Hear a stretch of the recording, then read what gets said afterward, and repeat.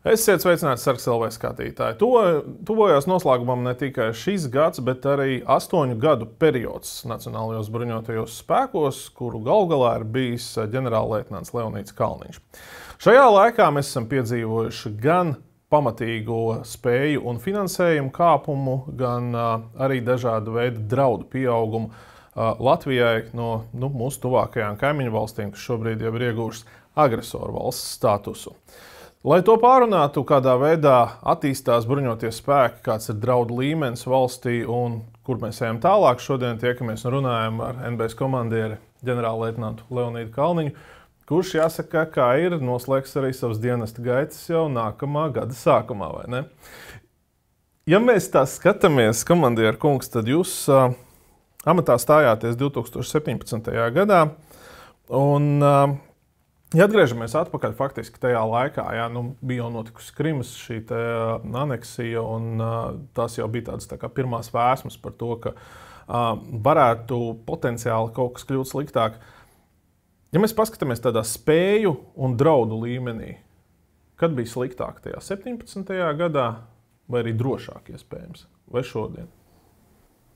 Es domāju, tas draudu līmenis, viņš nemainīgi pieauga vai mainījās. Tad bija citādāka situācija un varbūt draudu apjoms bija mazliet citādāks. Pēc 2014. gada, protams, visi bija uztraukušies šeit, austrumos, un mūsu sabiedrotie tika aktivizēti. Un es atceros pirmos, kas ieradās mums šeit ar rotu, tie bija norvēģi. Un principā tā situācija viņa varbūt mainīga bija, bet mēs šo te bīstamo mūsu austrumu kaimiņu Krieviju uztvērām arī tais laikos tikpat nopietni kā šodien. Vienīgais, ko noteikti es jums varētu piekrist, mūsu spēju straujā attīstība un pieaudzēšana. Arī tas iespējamais un pieejamais finansējums 2017. gadā bija daudzreiz mazāks nekā šodien. Bet šodien ir atkal cits izaicinājums. Šodien ir izaicinājums, ja mums pat ir finansējums pieejams, tad saistībā ar tiem notikumiem, kas notiek tagad pasaulē un konkrēti karš Ukrainā, mēs tik ātri nevaram iegūt šīs spējas, tāpēc, kad visi industrijas apjomi ir diezgan noslogoti. Bet ja tādā drošības un draudu līmenī, tad kad bija sliktāk, kad ir labāk? Es tādā veidā neizvērtētu, tāpēc, ka mēs ļoti nopietni vienmēr esam uztvēruši Krieviju. Es negribu uz svaru kausiem likt 2017. gadu un 2024. vai 2025. gada sākumu. Ja? Mēs viņus nopietni uztvērām jau no paša sākuma. Nevajag tā domāt, ka mēs bijām ļoti toleranti vai liberāli attiecībā pret Krieviju. Mēs Krievijas šo te akcentu ar viņa impēriskajām tieksmēm esam uztvēruši nopietni, un tāpēc mēs arī iestājāmies 2004. gadā NATO. Tāpēc mēs audzējām pakāpeniski atbilstoši pieejamiem resursiem mūsu spējas, un mēs to turpinām un turpināsim darīt. Labi, tad ar drošības izaicinājumiem arī turpinam un skatāmies sižetu par to, kas tad īsti Latvijai sagādā vislielākos draudus. Krievijas pilna mēroga agresija pret Ukrainu ilgst jau 3. gadu. Lai arī agresoru valsts tehnikas un personāla rezerves ir pamatīgi noplicinātas, nekas neliecina par drīzu Krievijas piekāpšanos. Tā vietā Krievija turpina mest ogles un liet benzīnu pašu sakurtajā kara ugunskurā.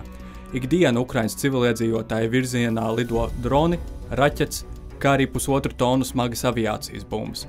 Nemazinās arī Krievijas draudu pret rietumu valstīm.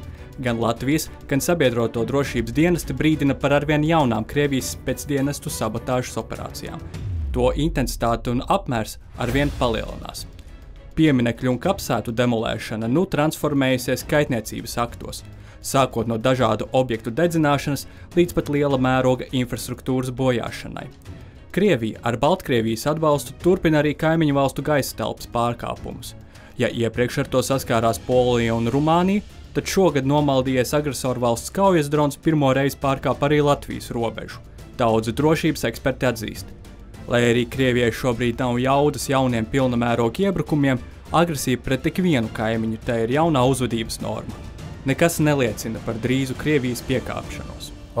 Jautājums, es domāju, tas, kas interesē lielāko daļu no mūsu skatītājiem, kā tad ir Krievijai šobrīd ir jauda jaunai agresijai, ko tā varētu uzsākt pret Baltijas valstīm, ja tomēr tie resursi ir jau pamatīgi noplicināti?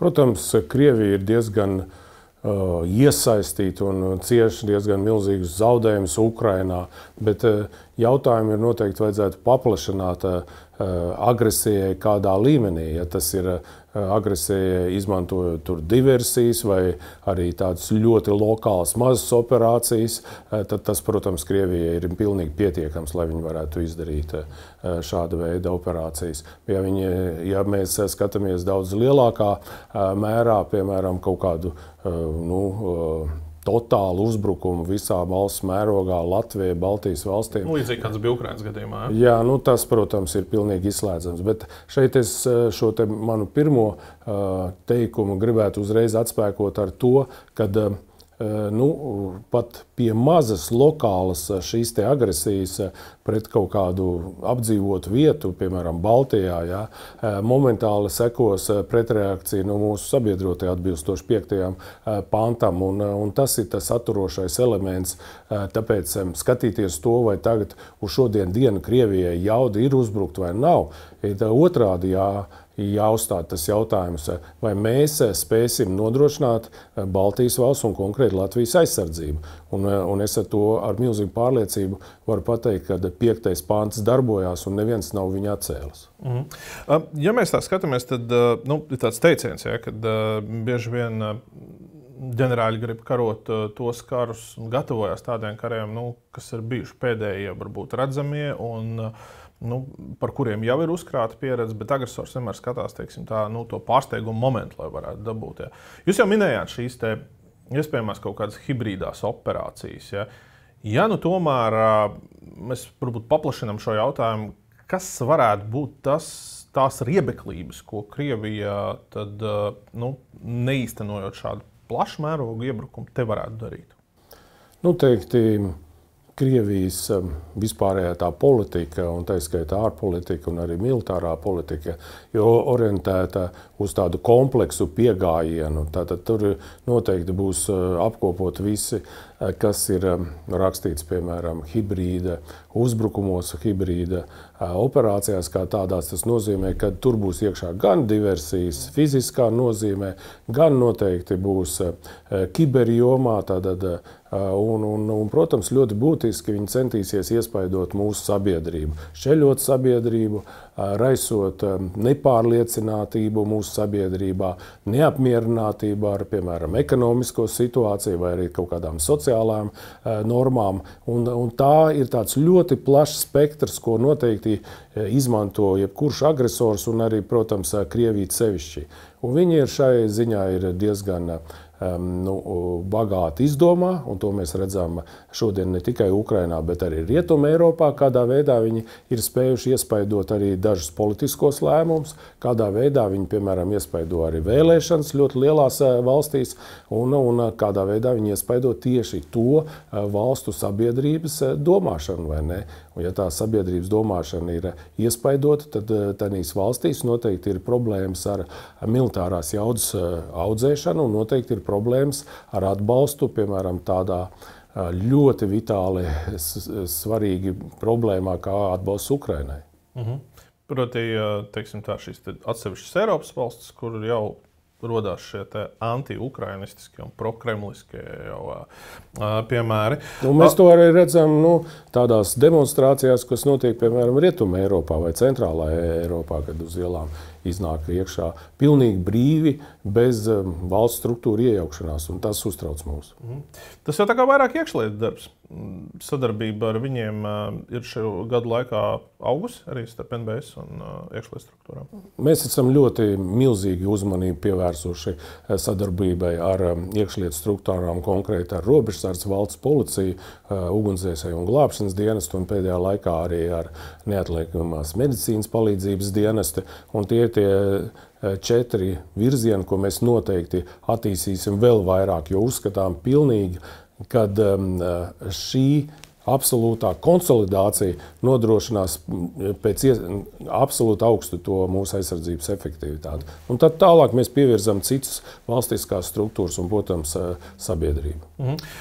Tas, kas šogad ir iezīmējies, tāda interesanta lieta, ir šo te Krievijas dažādo hibrīdo uzbrukumu intensitātes palielināšanās. Ja? Labi, drona negadījums tas bija, un tur, teiksim, tie mēri tika visai ātri pieņemti, ja, jo tas sektors ir salīdzinoši mazāks, ja, izvieto pretgaisa aizsardzības vienības, tās savu darbu dara. Arī procedūras ātri izdevās, bet tas, kas vēl aizvien notiek un rada, teiksim, arī diezgan lielākas un pamatīgākas sekas, ir šī infrastruktūras bojāšana. Un tur tā sajūta rodās tāda, ka Baltijas jūrā mēs nespējam arī ar sabiedrotajiem kopā nokontrolēt visu tos jūras rajonus, ko mums vajadzētu, kur iet tie kabeļi. Turpat īsti laikam, ka nav iespējams viņus nokontrolēt. Teritorijas liels. Īstenībā mēs savus kabeļus kontrolējam. Tā problemātika ar Baltijas jūru ir tāpēc, ka viņi ir ļoti apdzīvota saistībā ar to, ka ir milzīga kustība pa Baltijas jūru un dienā tur ir aptvēram 1000 peldošās platformas virzās no austrumiem uz rietumiem.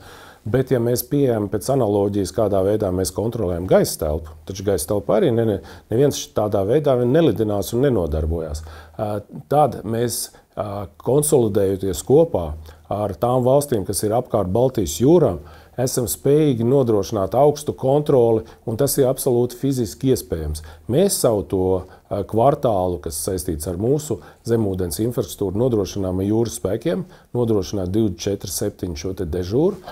Mēs esam gatavi iesaistīties plašākās operācijās un noteikti var sakārtot šo Baltijas jūru tieši, un es esmu pilnīgi pārliecināts, ka mēs, ja sāksim kontrolēt visus aizdomīgos kuģus, kuri apstājās nezinām iemeslu dēļ, pārbaudot viņu, vai viņu šie ankuri atrodas attiecīgajās vietās, tad šo te bojājumu risks krasi samazināsies. Ir jau šāda vienošanās?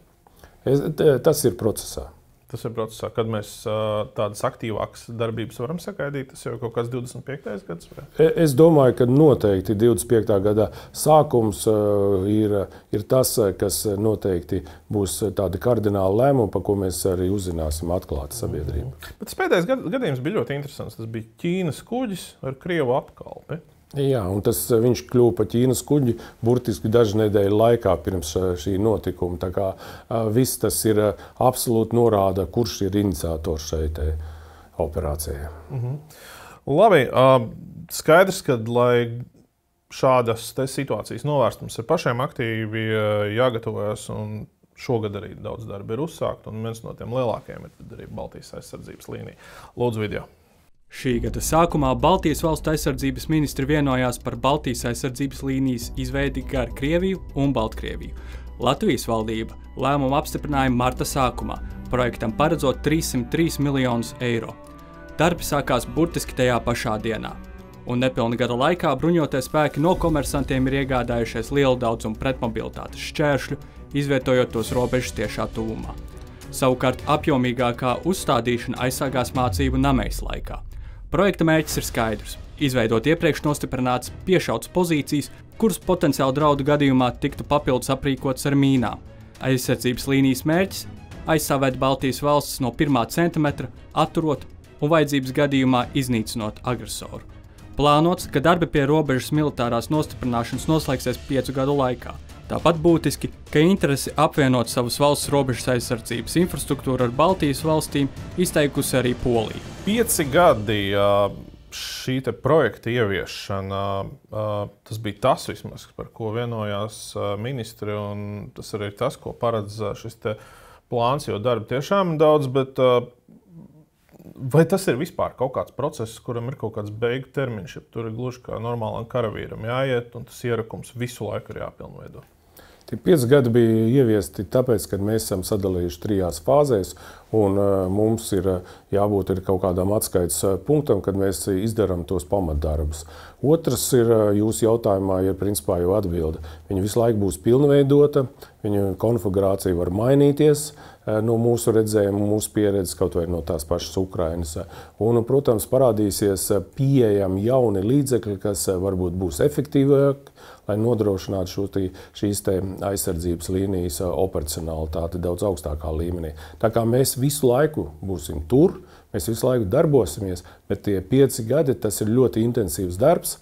Es domāju, pat mēs ātrāk pabeigsim nekā 5 gados. Kāds ir tās jūsu prognozes, kad mēs varētu pabeigt? Es domāju, ka tie būs apmēram 27. gads, kad mums jau būs tur diezgan gatava šī aizsardzības līnija, lai mēs principā varētu ar to operēt. Bet 5 gadi tas ir ar tādu mazu rezervīti, jo tur ir ļoti daudz saistīts ar juridiskajām lietām, kas saistīts ar zemēm, īpašumtiesībām un tā tālāk. Ja jums ir jānovērtē, cik šī gada ietvaros ir izdarīts uz austrumu robežas tieši šajā kontekstā ar militāro stiprināšanu, es nezinu, cik procenti varbūt no tiem visiem darbiem ir paveikti, vai cik mēs salīdzinot ar saviem kaimiņiem tālu esat tikuši, tad kā jūs to raksturot? Es būšu pieticīgs un pēc tā divbaļu sistēmas apmierinoši vai neapmierinoši pateikšu, ka tas ir apmierinoši. Un mums ir izdevies sadarboties gan ar vietējām pašvaldībām, izdevies izskaidrot iedzīvotājiem nepieciešamības šīs līnijas izveidi. Un, protams, mēs esam sadarbojušies ar robežsardzi un valstiskajām struktūrām, kā valsts nekustamiem īpašumiem, Latvijas valsts mežiem. Un šī procesa ietvaros, sadarbības ietvaros, šī pirmā fāze principā ir gandrīz noslēgusies. Pagājušā gada sākums mums te pašiem iekšēji vēl faktiski pirms šī lēmuma pieņemšanas par robežu stiprināšanu bija šī diskusija par kājnieku mīnām. Tad kādas izmantot, neizmantot. Tur bija jautājums, vai mums varbūt ir jāstājas ārā no Otavas konvencijas. Tā NBS skatījums, un tostarp arī jūsu skatījums bija, ka nevajag, bet nesen, faktiski, gada beigās ir gan Somijā šīs diskusijas atkal atsākušās parlamentā, un tur jau figurē šis viedoklis, ka tomēr tā kā vajadzētu pārskatīt un nav jēgas vairs tur palikt, jo Krievija tāpat to lieto. Un tas pats arī attiecās uz Igauniju, kur tagad arī parlamentā sākās, un tur ir šīs runas par Otavas konvencijas iespējamo izstāšanos un nevadāmo mīnu ieviešanu. Kāds ir tas jūsu skatījums? Vai tomēr laikam ejot un redzot arī, kā Krievija rīkojās, vai tomēr jaunajiem komandierim pie šī jautājuma gribot, negribot, nebūs jāatgriežas? Ja pie šī jautājuma mēs atgriezīsimies un deputātiem, sabiedriem, protams, ir tiesības diskutēt par šo jautājumu, bet mēs, kā eksperti, vienmēr skatāmies uz jebkuru problēmu un izvērtējam kompleksi. Tad mums ir jāskatās, kādā veidā viņi iespaido šo kājnieku mīnu pielietojums tieši no taktiskā viedokļa. Vai viņas iespaidos ļoti pozitīvi un netraucēs izpildīt mūsu taktiskos uzdevumus. Un otrs aspekts ir mums, jebkurā gadījumā, jārēķinās ar mūsu sabiedroto viedokli, kādā veidā viņi operēs šeit. Ja es gribu atgādināt mūsu Latvijas sabiedrībai, ka šeit jau šodien Latvijā ir puse no NATO locekļiem, kas ir šīs organizācijas biedri. Tātad karavīri šeit atrodas, un katrai valstī ir savs viedoklis, un mums ir jārēķinās ar viņiem ar tādā veidā, tad, ja valstī ir absolūts noliegums šo kājnieku mīnu pielietošanu, tad arī viņa aizliek saviem karavīriem šai rajonā, kur mēs pielietojam šīs kājnieku mīnas, vispār operēt. Tātad tas iespaidos mūsu kauspējas kā tāds, un pēdējais ir politiskais lēmums, un tas gan ir parlamentiem jāņem vērā, jo kas mums tagad ir vadošā valsts šeit, mūsu kaujas grupas kontingenti, tā ir Kanāda, un kur ir Otava, arī Kanādā.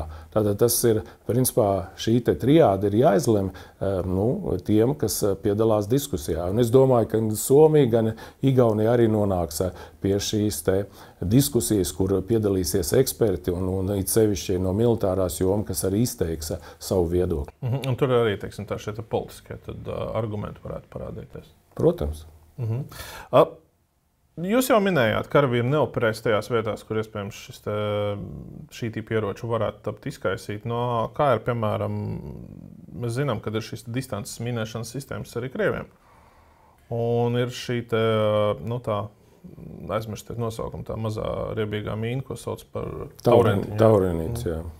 Kuras vienkārši Ukrainā nokais lielas šīs teritorijas, ko tur tad sabiedrotie arī neies, pat ja tas būs nosacītajā frontes aizmugurē? Ir jautājums ir par to, tātad mīnas, priekš kā viņus izkaisa. Mēs viņus taču izkaisam, lai aizsardzībā, tātad, lai izslēgtu šo te pretuzbrukumu. Un mūsu galvenā taktika tomēr neielaist Latvijas teritorijā, neejot Krievijas teritorijā. Bet jautājums jau ir cits. Ja ir šīs kājnieku mīnas ir izkaisītas tādā veidā, tad tas nozīmē, ka šis pretuzbrukums, kas noteikti mums ir ļoti svarīgs, ir prasīs daudz lielāks resursus, piemēram, ar speciālo tehniku, kas nobrauc un attīra ceļu, lai kājnieks varētu iet uz priekšu, vai arī taisni otrādi ar smago tehniku mēs ejam. Un tas nozīmē, ka pēc tiem taktiskiem paņēmieniem šī teritorija jābūt brīvai no prettanku ieročiem un tā tālāk. Tas viss ļoti sarežģīti. Bet ja mēs atgriežamies vispār pie kājnieku mīnas būtību, ja, tad mēs tādā diskusijā principā runājām par nevadājamām kājnieku mīnām. Ir jau vēl ir vadāmās kājnieku mīnas. Ir mīnas, kas kādam jāoperē gan? Jā, kas kādam jāoperē un, protams, jāuzrauga. Un vēl jau ir mīnas, kas principā pašiznīcinās pēc 24 vai 48 stundām. Ja. Tas jau nebija diskusijas objekts kā tāds. Ja. Bija runa jau izstāties no vispārējās konvencijas. Ja. Un tie argumenti no manas puses, kad es uzstājos šai diskusijā, bija skaidri gaiši pateikt, ka politiski ir jāizlem, tas ir viens jautājums, un no mūsu eksperta viedokļa, ja, vispārīgi tā pateikt, mēs atgriežamies pie kājnieku mīnām, neminot jau konkrēti kādām mīnām mēs atgriežamies un kādām mēs neatgriežamies, ja, tad tā diskusija tomēr ir tāda līdz diskusija, kas nenoved pie tāda objektīva slēdziena. Labi.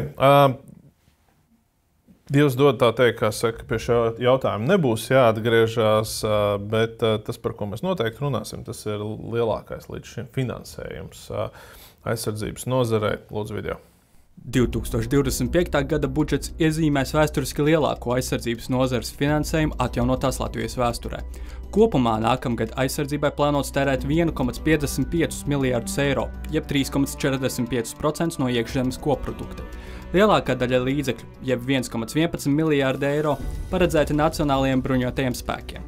Šī finansējuma apmērā 42%, jeb vairāk nekā 600 miljoni eiro, tiks novirzīti tieši militāro spēju attīstībai, jeb dažādu ieroču sistēmu un aprīkojumu iegādēm. Galvenais nākamā gada NBS prioritātes ir slāņveida pretgaisa aizsardzības sistēmu ieviešana, krasta aizsardzības raķešu iegāde, kājnieku kaujas mašīnu un artilērijas spēju attīstība, kā arī munīcijas krājuma papildināšana. Vērienīgas investīcijas paredzētas arī militārās infrastruktūras attīstībai, no kurām lielākās 100 miljoni tiks ieguldīti jaunā militārā poligona Sēlī attīstībā. Līdztekus tiek aktīvi attīstīta sadarbība ar vietējo industriju. Ukrainas un arī mūsu pašu spēju stiprināšanai uz priekšu virzās dronu spēju attīstība. Tāpat uzrāvienu pašmāju industrijai dos valdības lēmums par Latvijā īpaši izstrādāto vieglo taktisko transporta līdzekļu FOX iepirkšanu. Lai arī viss nākamā gada budžets ir pakārtots drošības prioritātēm, daudz Eiropas militārie eksperti uzsver, ka turpinoties Krievijas, tās satelītu valstu un atbalstīto teroristisko grupējumu draudīgajām darbībām, NATO dalībvalstīm drīzumā varētu nākties domāt par vēl lielākiem ieguldījumiem drošībā. Jā, tad, kad es atceros vēl iepriekšējā savā darba vietā strādāju, 17. gadā mēs ar jums runājām, tur tas, un kad jūs arī apstiprinājāt, tas aizsardzības budžets bija 450 miljoni pret šiem te 1,5 miljardiem tagad. Un 19. gadā, kad mēs atkal jums runājām un jau bija šie 2%, jūs teicāt, ka tie 2% ir minimums, bet mēs nevaram iet un prasīt finanšu ministrijai un attiecīgi sabiedrībai vēl vairāk. Tagad mēs redzam, tie ir 3,4%. Polija pat ir paziņojusi, ka viņi ies uz mērķi 5%. Jūsuprāt, ņemot vērā, kas ir tie mūsu kaimiņi, bet tomēr mums arī nevajadzētu sākt domāt par to, ka faktiski 3,5% jau ir minimums un principā pat vajadzētu vēl vairāk. Mēs militāristi ļoti nepieturamies pie procentuālajiem tiem skaitlīšiem, jo, principā, ekonomiskā situācija mainās. Jā, tas IKP var arī lēkāt. Tieši tā, jo un otrs jau, principā, tas arī neparāda tieši mūsu to nepieciešamības būtību. Tā mūsu nepieciešamība vienmēr izpaužās konkrētās spējās. Tātad mēs esam veikuši draudu analīzi un mēs pateikuši, lai to novērstu vai galīgi samazinātu, mums ir nepieciešams šādas spējas, un tās viss tik maksā. Ja? Un tad finansisti viņi pārvērš procentos. Un var gadīties, ka tie procenti būs daudz, daudz lielāki nekā šodien mēs esam to saņēmuši, un šodien mums ir 3,45%. Tāpēc es esmu pilnīgi pārliecināts, ka tuvākajos gados mēs redzēsim šo te militārā tēriņu pieaugumu, jo tā ir nepieciešamība. Jo pat 12 gadu attīstības plānā mēs esam ļoti ļoti pieticīgi ielikuši mūsu vajadzības. Īstenībā mums ir daudz lielākas vajadzības, un tas skar tieši mūsu kājnieku spējas, runa par mobilajām platformām, tas skar jau pieminēto pretgaisa aizsardzību, kur ir daudz plašākas iespējas un nepieciešamības īstenībā vajadzīgas. Un tās ir vajadzīgas arī, kas skar principā augstās tehnoloģijas, un es teikt runāju par pretdronu darbību un arī to pašu elektronisko kara darbību. Un ļoti plašs tas spektrs, kas ir nepieciešams attīstīt un ļoti ātros tempos. Un tur ir ļoti būtiski ir izskaidrot sabiedrībai, lai nebūtu tā negācija, kad mums trūks naudas principā tagad veselībai vai izglītībai vai arī tieši sociālajām šīm sfērām, kur ir nepieciešams ļoti daudz naudas, kad mums, principā, ja nav nodrošināta Latvijas valsts eksistence, mums vairs nebūs vajadzīga šī veselība. Ja mēs runājam par šo attīstību, tad tas, kas ir pozitīvi, protams, ka šo sabiedroto vienību Latvijā ir tiešām jau sasnieguši šo brigādes līmeni. Mums ir pieteikušies mūsu tuvākie kaimiņi Zviedri arī, ka piedalīsies. Līdz ar to mums ir 2 brigādes, bet kas bija vēsturiski svarīgi, ka šī Kanādas vadītā kaujas grupa tā nodrošināja faktiski to spēju trūkumu, kas bija sauszemes spēku mehanizētajā kājnieku brigādē. Ja? Mēs skaidri zinām, tanku mums diemžēl nav, ja? Ar to inženieru tehniku viņi ir, bet arī ir par maz. Artilērija arī varētu būt tā kā vairāk un daudz kas cits. Tagad sauszemes spēku mehanizētā kājnieku brigāde tā būtībā ir palikusi ar to, kas viņiem ir. Skaidrs, ka nākamajā gadā ir paredzēta šī kājnieku kaujas mašīnu pirkšana, bet tomēr vai jūs redzat iespējas un nepieciešamību faktiski pašiem nodrošināt to, ko tagad brigādē vajadzēs? Un, ja jā, tad varbūt kādi tie tuvākie svarīgākie bez šīm kājnieku kaujas mašīnām attīstības plāna brigādē? To, ka Kanādas kaujas grupa izgāja ārā no mūsu Latvijas mehanizētās brigādes, es uzskatu absolūti pozitīvi. Tas ir tāds impulss mums daudz ātrāk attīstīt visas nepieciešamās spējas un beidzot sasniegt mehanizēto brigādi līdz tādam līmenim, ka mēs varam pateikt, ka viņi ir kaujas spējīgi. Tiešām brigāde. Jā, un pirmkārt tas ir personāla skaitliskais sastāvs, bet otrs ir tas, ka viņai jābūt nodrošinātai ar visiem nepieciešamiem līdzekļiem. Jā, mēs angļu valodu nelietosim. Un tie pirmkārt tās ir platformas jūsu pieminētās, jo šodien dienu tās ir platformas, kas ir domāts par visiem citiem mērķiem. Tā ir izlūkošana un tanku iznīcināšana. Otrs, viņiem noteikti jātīst tās spējas, kas ir saistīts ar pretgaisa aizsardzību. Jā. Un trešais, protams, tā ir ugunsjauna, un tā ir artilērija, un protams, arī inženieru spējas. Un tie virzieni, un mehanizētās brigādes komandieris ir nācis pie manis ar savu redzējumu. Mēs jau to izskatījām 23. gadā. Viss tas ir tagad plānveidīgā ielikts iekšā mūsu iegādes plānos, un tas arī minēts 12 gadu attīstības plānā. Aizsardzības ministrija to ir akceptējusi, un es domāju, ka šeit es esmu absolūti pozitīvs. Arī personāla skaitliskais sastāvs ir pieaudzis diezgan drastiski mehanizētajā brigādē, un šai ziņā mehanizētā brigāde principā ir viena no prioritātēm. Es negribu pazemināt zemesardzi vai gaisa spēkus, jūras spēkus saistībā, arī tur ir pieaugums personāla skaitliskajā sastāvā, bet mums ir izdevies sabalansēti attīstīt visus domēnus, tātad jūru, gaisu un zemi. Labi. Lietuvieši ir paziņojuši, ka pirks tankus. kad mēs kaut kādu tanku bataljonu brigādē varam ieraudzīt. Bet redziet, kā mainās vispār tā situācija. Ja mēs tagad paņemam tikai 5-6 gadus atpakaļ, uzdot kādam no 3 Baltijas valstīm, jūs tankus pirksiet, nē, mums tanki nav vajadzīgi, tie taču ir uzbrukuma līdzekļi. Bet ja mēs šodien tā skatāmies, kad principā, ja mēs saukām par mehanizēto brigādi, tad arī smagās kāpurķēdes ir vajadzīgas. Bet mums tas pirmais solis ir, protams, kājnieku kaujas mašīnas, un tur jau aizņems 2-3 gadus noteikti aizņems, kad mēs viņus ieviesim. Bet tankiem arī ir vieta brigādē mūsējā? Es noteikti negribu noliegt šādu iespēju, kad arī nākotnē mums parādīsies šādi līdzekļi. Bet mēs ļoti būtiski skatāmies, kas notiek Ukrainā. Cik efektīvi vispār tanki ir kaujas laukā šodien dienā. Un tad mēs to centīsimies ieviest. Ieviest tikai tāpēc, ka tas smuki izskatās, ka mums Latvijā ir parādījušies tanki, un kuri mums starp citu maksā milzīgu naudu. Ja? Tas nav gudrākais ceļš. Mums ir jāpierāda no taktiskā pielietojuma, un te šis taktiskais pielietojums noteikti iespaido, kāda mums ir zeme, pa kuru mēs principā darbosimies, cik ūdeņaini, purvaini un tā tālāk, kāda ir mūsu tā taktika. Un tad ievieliekot iekšā mūsu tanī taktikā, tad tas izvērtējums arī dod pierādījumu, vai mums vajadzīgs viņus pirkt vai nevajadzīgs. Varbūt mēs kaut ko citu attīstam, piemēram, smago artilēriju, kas nodrošina tālākas darbības aizsardzību. Kā jūs redzat šajā visā stāstā vietējās industrijas loma? Ja? Jo līdz šim tie centieni ir bijuši kaut ko attīstīt, ja? Bet pamatā tas viss vilcis uz tādu tā kā divējādās izmantošanas tehnoloģijām. Veiksmīgākais piemērs mums ir Patrija, droni, bet pagaidām vēl izlūk droni, tūliņās jau cerams būs arī šie kaujas droni. Kur industrijai ir jāskatās tuvākos gadus, kas ir tie, ko jūs kā komandieris viņiem ieteikt, tie primārie virzieni, kur tiešām būs tā, kad industrija būs paspējusi sagatavoties un NBS atnāks un varēs pēc tam ministrijai ziņot, rekrutē produktu pērkam, mūsējai vēl turklāt. Principā mums tā darbība, tieši ekonomiskā darbība, Latvijā ir pierādījuši 10% likumu. Ir iniciatīvas, apmēram 10 iniciatīvām, un nostrādā tikai viena. Tas ir tādā jomā.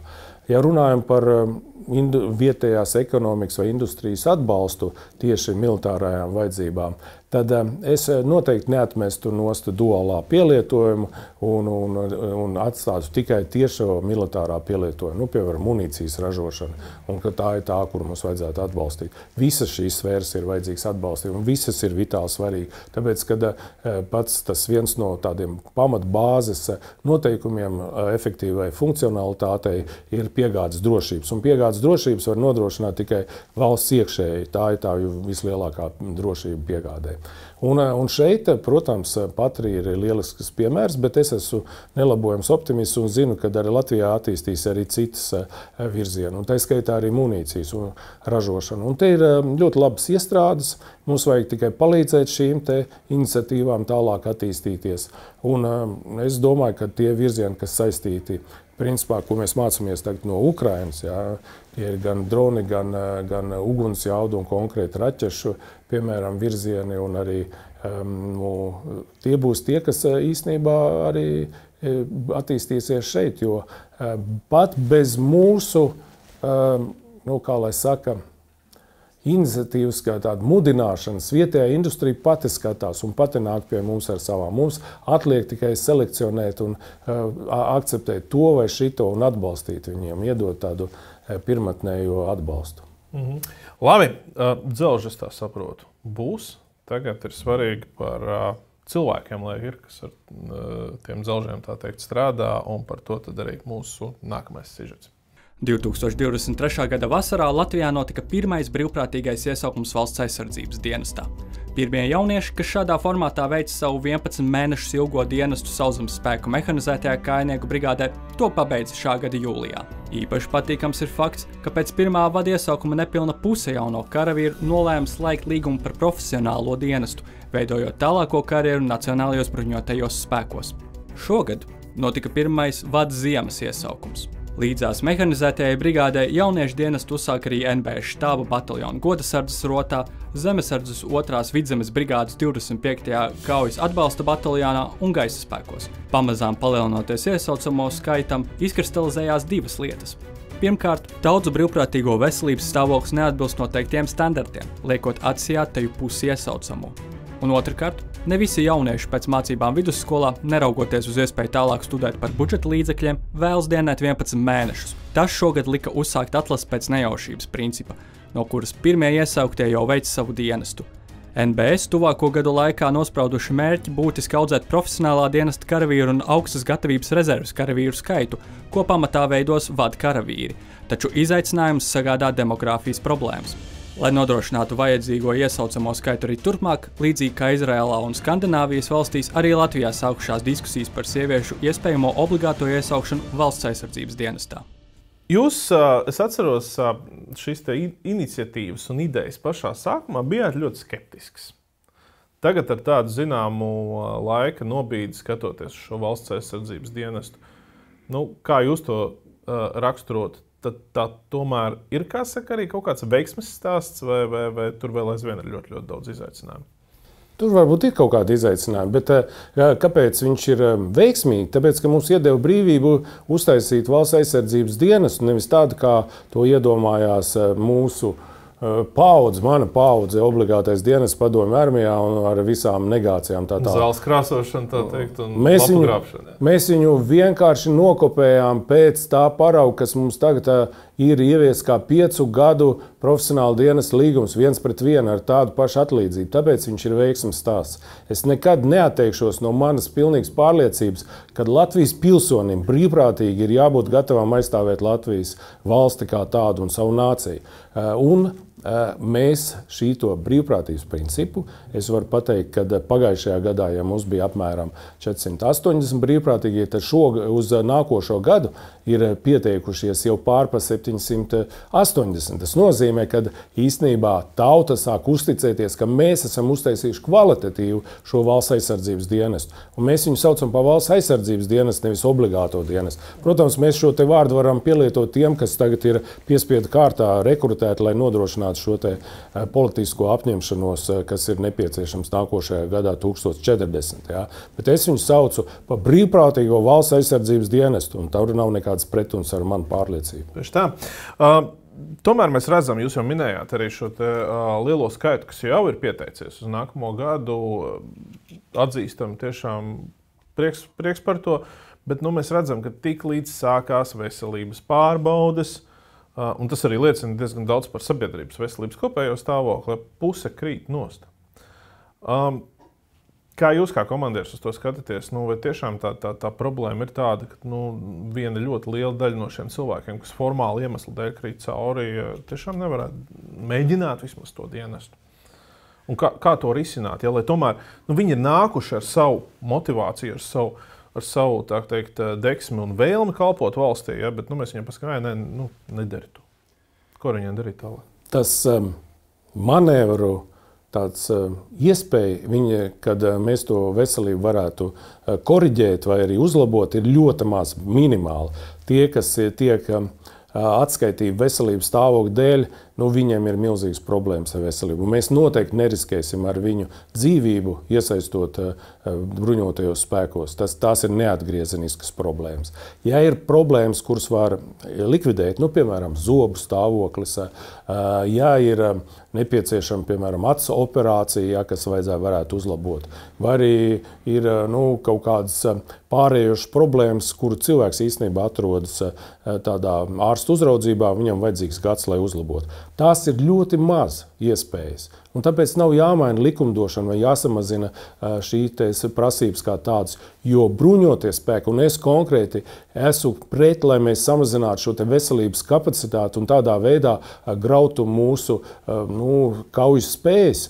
Jo mēs nevaram karot ar, es atvainojos, mēs, protams, šodien dienu nekarojam, bet mēs nevaram operēt ar cilvēku, kurš principā ir apdraudēts veselības stāvokļu dēļ. Proti, ja tu nevari paskriet, tad tev varbūt arī nav jāskrien. Ja? Jā, nu nevar paskriet, tāpēc, ka tev ir sirds asinsvadu problēmas. Bet ja tu nevari paskriet, tāpēc, ka tev ir liekais svars, tādus mēs visus pieņemam.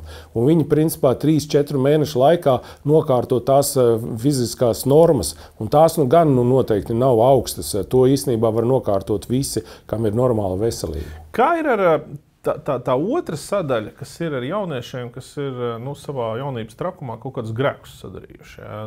Tur klasiskākais piemērs, es nezinu, tur āboļu zaga 16 gados. Mēs varbūt ne par āboļu zagšanu, bet drīzāk par kaut kādu, nezinu, tur vieglo narkotiku lietošanu runājam, kas tur narkotikas nav pieļaujams bruņotos spēkos. Mēs atskaitām pie noķeršanas jebkuras. Bruņotajos spēkos, jā, bet ja viņam, teiksim, tā bijis vēsture un viņš saka, ka viņš ir labojies un tagad ir pamēģināt sevi. Tas nav iemesls neiet dienestā. Mēs ticam cilvēkam. Un tad, ja mēs viņu pieķeram dienesta laikā, tad ir problēmas. Tā nav tā problēma, kas ir. Tātad bruņotajā dienestā nepieņem divi galvenie iemesli. Tā ir veselība un kriminālā pagātne. Un kriminālā pagātne tiek izskatīta speciālā komisijā šeit aizsardzības ministrijā un skatās uz konkrētiem pantiem. Ir iespējams viņam dienēt vai nav iespējams dienēt. Tie smagie noziegumi, kas saistīti ar slepkavībām, protams, tie ir pilnīgi izslēgti. Un ar to ir jārēķinās. Bet kriminālā pagātne tas nav tas lielākais procents jauniešiem 18 gadu vecuma. Tā ir veselība. Un veselība, diemžēl, ir tās veselības problēmas, kas 90% neļauj mums viņus iesaukt dienestā. Žēl, ka tā, bet tad te ir darbs arī, kā saka, veselības nozarē, lai šādu problēmu mums būtu mazāk. Atgriežoties pie tiem, kas tagad arī bija šī atlase pēc nejaušības principa, atkal kaut kāda daļa šo kandidātu saņems pavēstas, veiks veselības pārbaudas.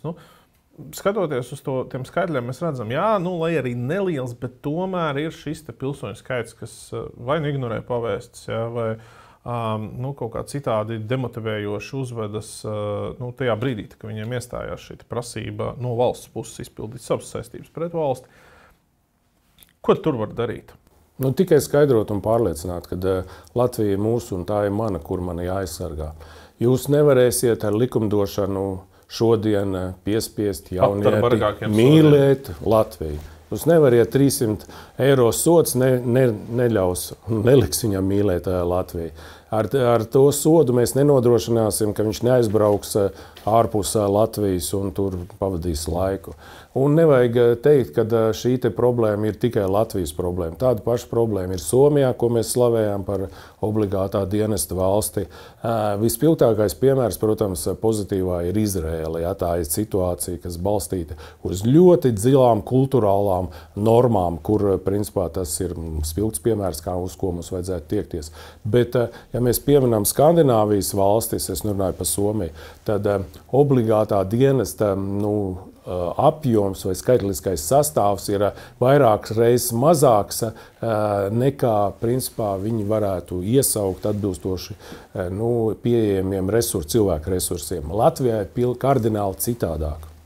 Mums ir obligātā vai valsts aizsardzības dienesta nepieciešamība, skaitliskais sastāvs ir vairākas reizes lielāks nekā tas resurs, ar ko mēs operējam. Un tur ir tā problēma. Un šeit ir tikai izskaidrojot Latvijas sabiedrībai, pārliecinot. Nekādas represijas principā nenesīs to efektu. Tā bonus pakete jauniešiem ir ok? Es domāju, ļoti laba viņi ir. Protams, kad varbūt kaut ko minimāli var vēl atrast, bet es nemaz nezinu, kuru valsti mēs esam pirmrīdnieks starp Baltijas valstīm, kur tik lielu atlīdzību dienas laikā vispār izmaksā. Es nezinu par Igauniju un Lietuvu, vai viņi nodrošina iestāšanos augstskolā pa valsts līdzekļiem, vai ne, ko mēs nodrošinām. Skandināviem daudz mazāk vispār šie te bonusi, bet es neesmu tas, kurš noteikti teiks, nē, vairāk neko nedosim. Mēs noteikti skatīsimies par atlīdzības palielināšanu atbilstoši tai ekonomiskai situācijai.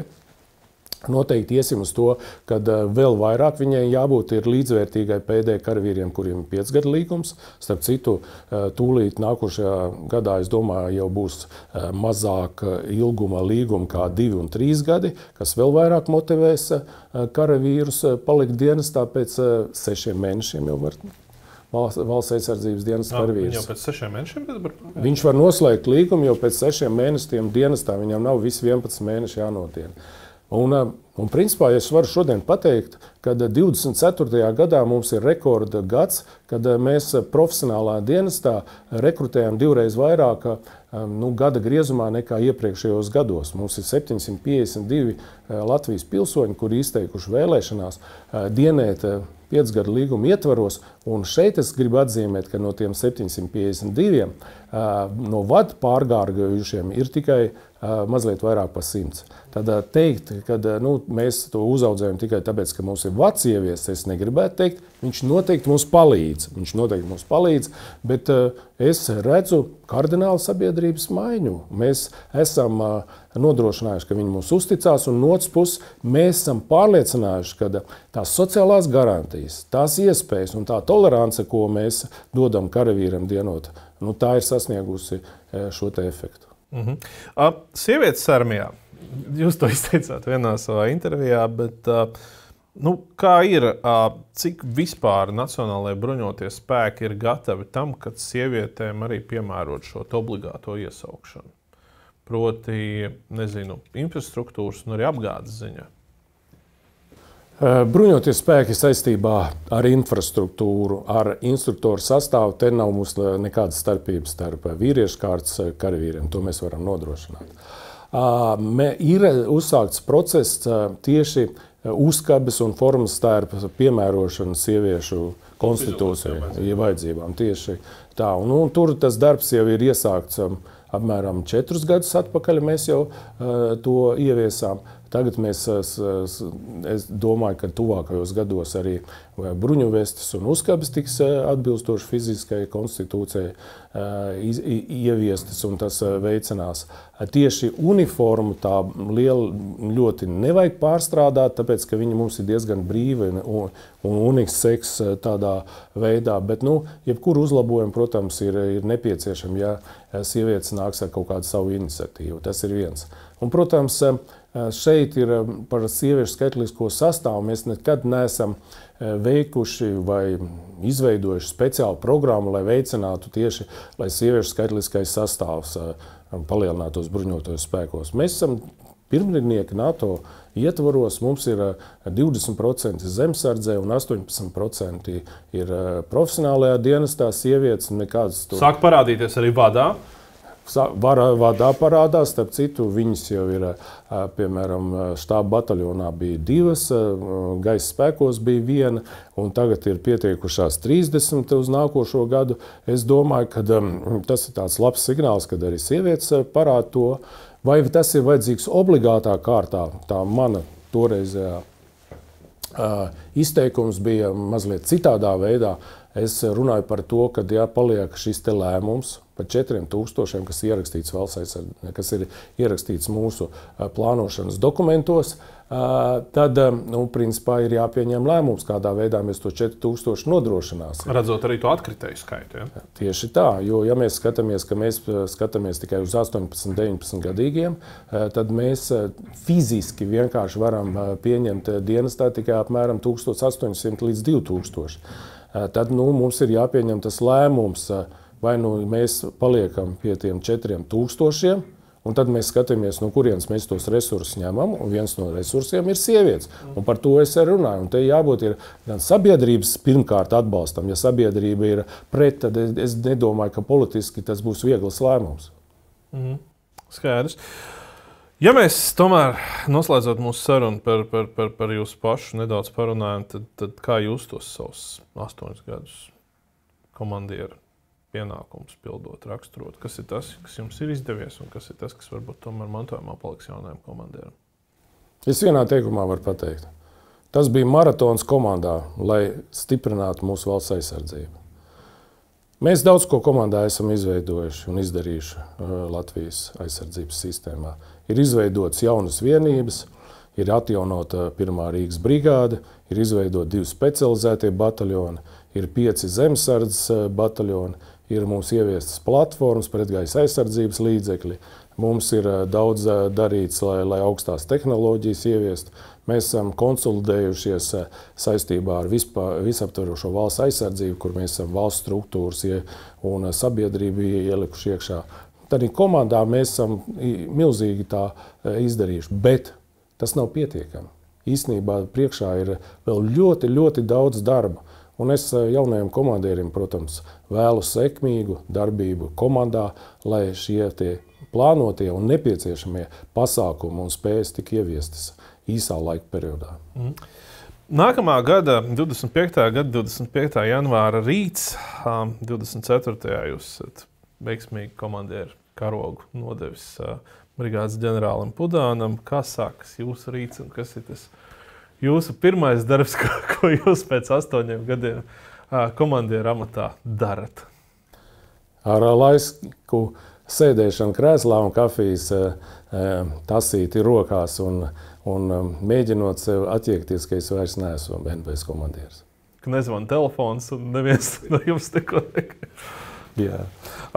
Labi, es domāju, ar to mēs arī droši varam noslēgt mūsu sarunu. NBS komandieris vēl aizvien līdz nākamā gada 24. janvārim ģenerālleitnants Leonijs Kalniņš bija mūsu viesis. Liels paldies jums par jūsu laiku un liels paldies jums par jūsu dienestu.